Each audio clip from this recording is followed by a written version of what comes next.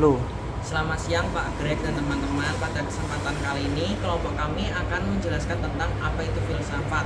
Saya adalah Cristefano Santosa dengan NIM 20D10006.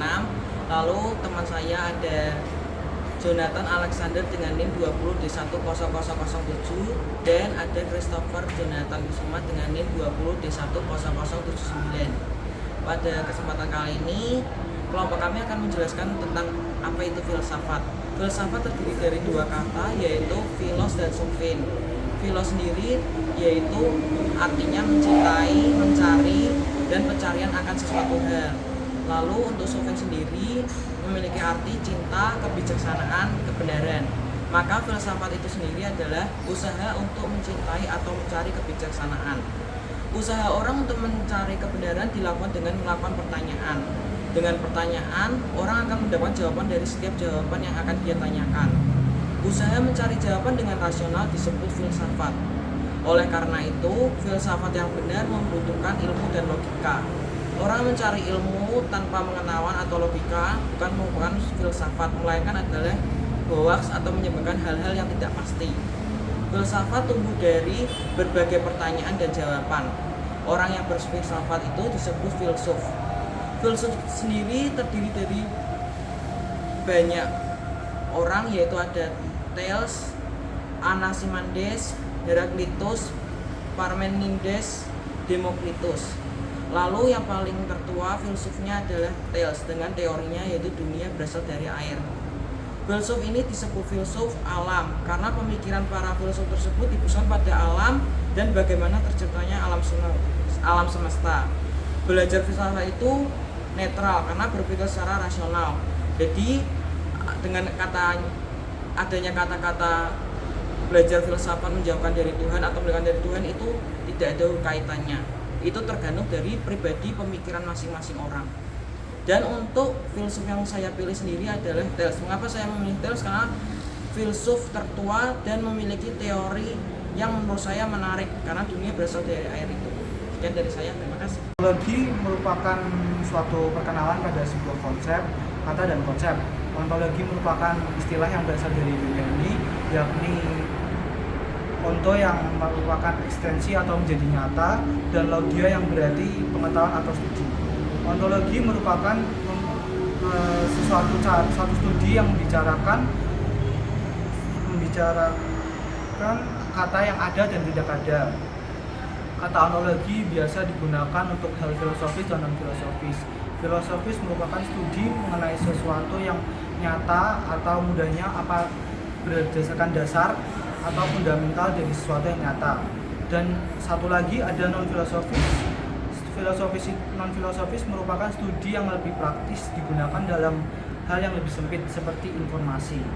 Filsafat ontologi memiliki dua cabang, yakni ontologi materialisme dan ontologi idealisme.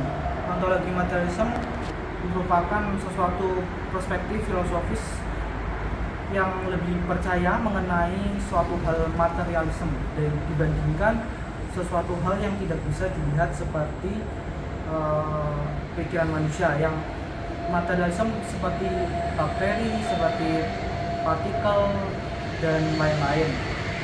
Lalu ontologi idealisme merupakan studi yang lebih mengarah percaya kepada imaterial dibandingkan material, karena mereka lebih percaya suatu studi tersebut mempercaya bahwa suatu itu berasal dari pemikiran, bukan berasal dari suatu bentuk yang tidak dapat bisa dilihat. Lalu yang ketiga adalah namanya epistemologi. Epistemologi berfungsi untuk memahami satu sama lain yang berasal dari epistemologi berasal juga dari kata Yunani, yakni episteme yang artinya pengetahuan dan ologi yang artinya doktrin, yang bila disatukan menjadi suatu pembelajaran untuk pengetahuan. Epistemologi sudah menjawab pertanyaan mengenai contohnya 5W1H mengenai pengetahuan itu ada, menjawab mengenai halangan-halangan atau dukungan untuk mengetahui, menjawab juga bagaimana sesuatu dapat didapatkan. Lalu ada aksiologi yang terakhir merupakan cabang ilmu filsafat yang merupakan studi untuk menanyakan mengenai penggunaan ilmunya. Lalu filsuf yang saya pilih yakni Martin Heidegger karena lebih memilih pengkajian teori dibandingkan teori, karena teori yang kepraktisan lebih simpel untuk digunakan pemikiran sehingga tidak ribet. Terima kasih. Oke, pada bagian kesesatan berpikir ilmiah, saya akan menjelaskan mengenai kesesatan berpikir yang meliputi pengertian, klasifikasi, dan juga bahasa kesesatan. Kesesatan merupakan relevansi kesehatan berpikir dengan ilmu pengetahuan pada masa yang hanya bisa menjelaskan dan juga memiliki makna atau nilai yang lebih tinggi dari nilai lainnya. Kesesatan juga merupakan bagian dari sesuatu yang dikenal juga dengan beberapa jenis penalaran yang dipelajari sebagai lawan dari argumentasi logis. Biasanya kesesatan ini memiliki beberapa akibat atau beberapa penyebab. Yang pertama, ketidaktepatan bahasa atau pemilihan terminologi yang salah. Ini seperti contohnya ya, seperti pada masa yang lalu DPR membuat suatu keputusan yang dimana keputusan tersebut mengambil dari dasar-dasar satu contoh agama yang ada di Indonesia, di mana di Indonesia membutuhkan suatu aturan yang relevan terhadap semua pemeluk-pemeluk agama secara adil. Lalu yang kedua, satu sistem yang tidak memiliki ketepatan, relevansi atau pemilihan premis yang tidak tepat, yaitu pembuatan premis dari proposisi yang juga salah seperti itu. Nah, kalau yang di bidang ini contohnya pembuatan undang-undang mengenai korupsi terhadap pejabat, terhadap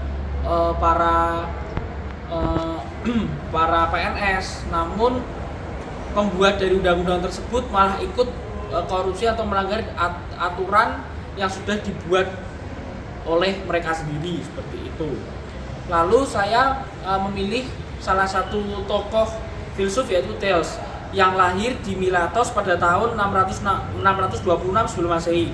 Dia menjadi terkenal karena memiliki pemikiran untuk mencari arc atau prinsip.